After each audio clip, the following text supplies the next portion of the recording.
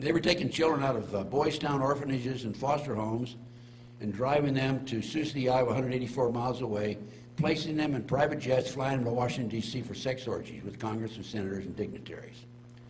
And I've covered that in my intelligence report, by the way. So what does that mean? Well, a guy named Rusty Nelson was taking pictures of them while they were doing this sort of thing. And Rusty would take a picture of them for them because they kept track of the film.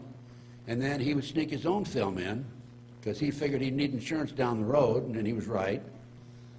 And so he had these pictures of these dignitaries who were involved in these nefarious sexual activities. Congressmen, senators, as I said.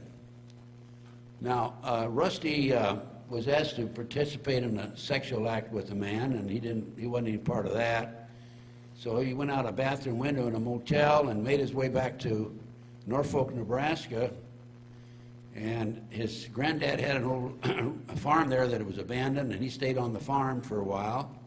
And the FBI came around to Rusty's parents, and the mother very naively said, "Oh, Rusty's over at such and such a farmhouse."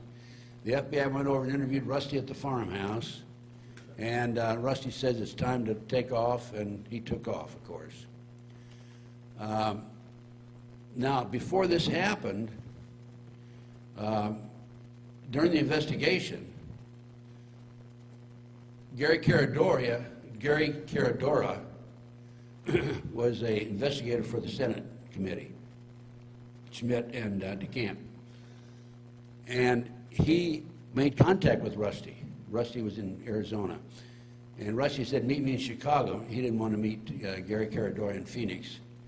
And so he met him in Chicago, Gary did.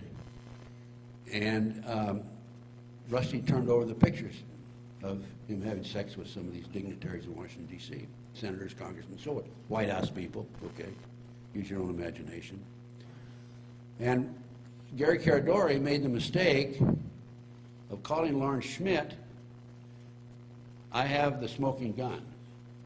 He had his own airplane, and that night after the All-Star game, he had his 12-year-old boy with him. They got in Gary's plane, and over Aurora, Illinois, the plane exploded. Gary died. Pictures were all over the place. First person at the scene was the sheriff, deputy sheriff. He picked up the pictures. The FBI agent came along, grabbed the picture and said, "Keep your mouth shut." He apparently didn't keep his mouth shut because a year later his wife was murdered, by the way. The farmer said that he saw an explosion, and the government said that the plane just fell apart. Okay. The rear seat was never recovered. Gary Caradora's briefcase was never recovered, and the pictures, who knows what the FBI did with them. I did everything I could to get my hands on that airplane. And I was going to have it examined by a forensic specialist, because if there was a bomb on that plane, a forensic expert could tell you that there was a bomb, and they could classify the bomb. I couldn't get the plane because it was being held in a military base. Now, why would the military take a plane being flown by a civilian and take control of it? Cover up, no question about it. But anyway, that's of the number back there. If I had to guess, just from my research and my experience, I'd say maybe 35 good people back there, including Ron Paul.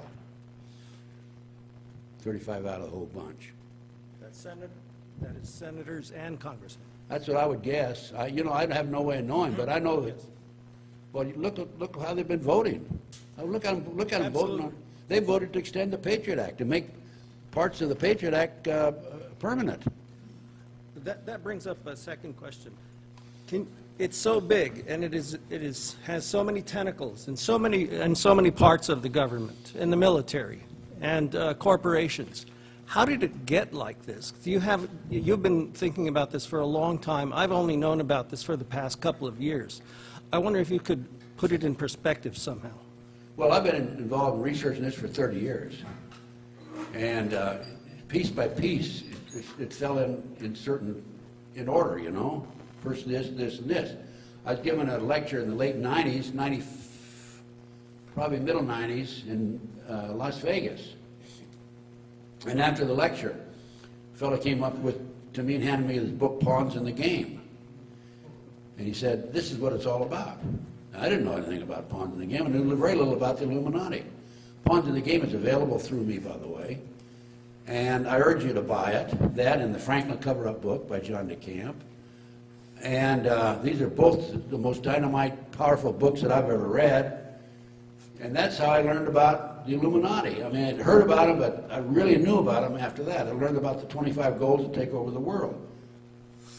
And it got so big and it goes so well organized that I can go from Los Angeles tonight to Nebraska and have a surveillance on me and have somebody come into my house in Nebraska or here in LA. I've had surveillances on me in Washington, D.C., Philadelphia, Ohio, Utah, California, Oregon. I mean, they've got a network of people of an army. It's army. And what it is primarily military intelligence. Remember Eisenhower warned us about military-industrial complex. You remember? He knew. Jack Kennedy knew.